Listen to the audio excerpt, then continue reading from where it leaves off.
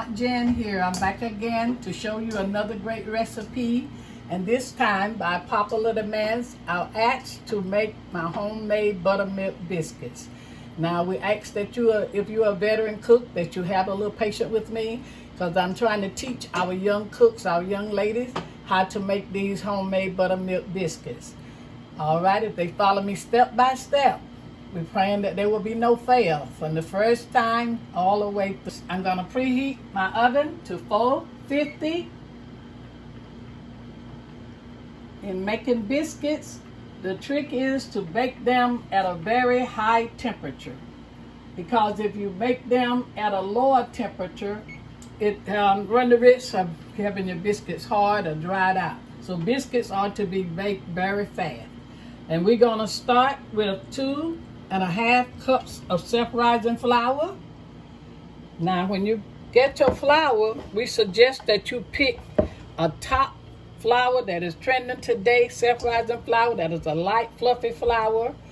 And we ask that you, when you pour this flour in, if you could just tilt your bowl just a little, we ask that you push it in half. Do it in half, divide it into half.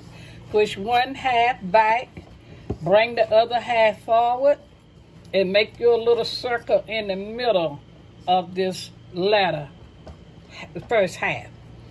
And after you make this circle into the first half, then we ask that you come with your shortening.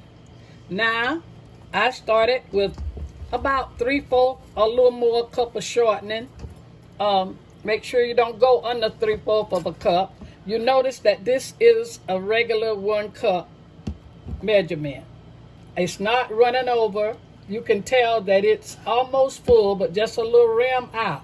So make sure that you don't go over that cup. This will be like 3/4 of a cup or just a little more. And then we ask that you take this, get this shortening into the center of this flour where the little hole is. Put your entire 3/4 cup into that center of the flour. My spatula is not working too well.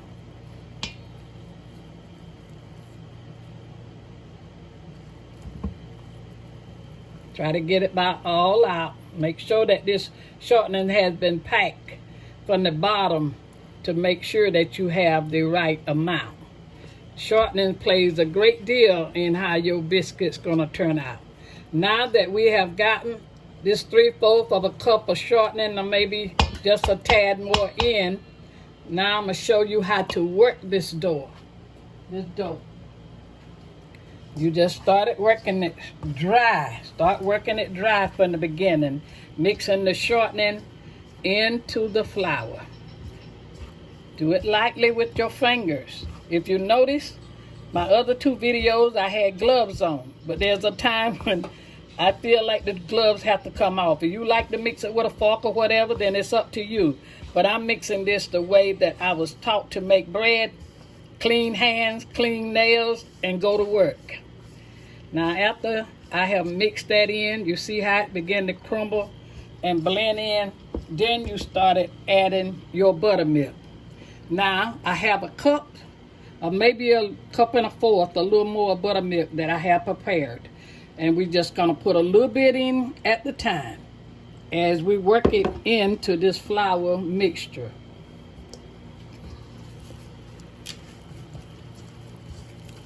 As you're working it in, make sure that you mash out all the lumps as much as you can of the shortening within the flour. You can feel the lumps.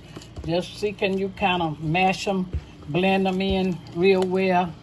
Keep adding your buttermilk a little at a time as needed.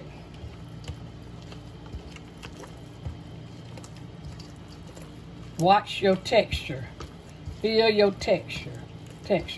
And make sure that you reach underneath. In case there's any flour stuck down underneath in the bowl, you want to incorporate that in. You don't want to leave any flour out, so that your mixture will turn out well and everything will be blended. So I'm taking a little time mixing this, because as you mix, like I said, you can feel the shortening. And you want to blend it in well. Just keep on adding your buttermilk in a little bit at the time.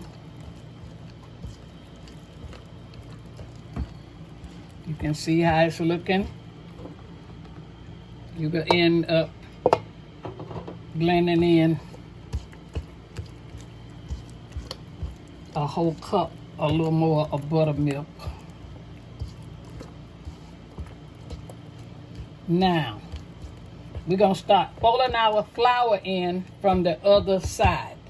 Remember, start folding a little bit at the time, reaching underneath your dough. And I would like to add the less flour you have to put in it, the lighter, fluffier your biscuits will be. But do enough flour so that you can get it at a consistency where you can handle your dough. Now, it don't have to be dried or out, or it don't have to form where you don't have to use any more flour. But if you have to use any more, just use just a little bit. It depends on how much buttermilk you use. You might have to use just a little bit more flour for coating. I don't do a whole lot of mixing my dough, flouring my dough, because like I said, I want them to be as light and fluffy as possible.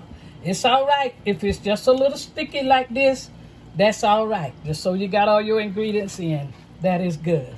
Now that we have formed our dough, we have a little flour that is left over. This flour is used for dusting your hands. Also, I had a little bit in reserve.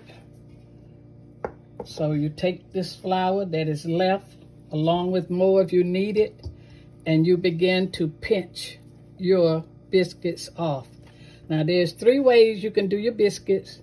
You can roll them out and cut them with a biscuit cutter, or you can make a ball, roll them in a ball. Make sure your hands stay floured well so they won't stick, and you can put the ball down and press it. But I'm making mine the way that my mother taught me all my life. I pinch off about a 1-inch ball.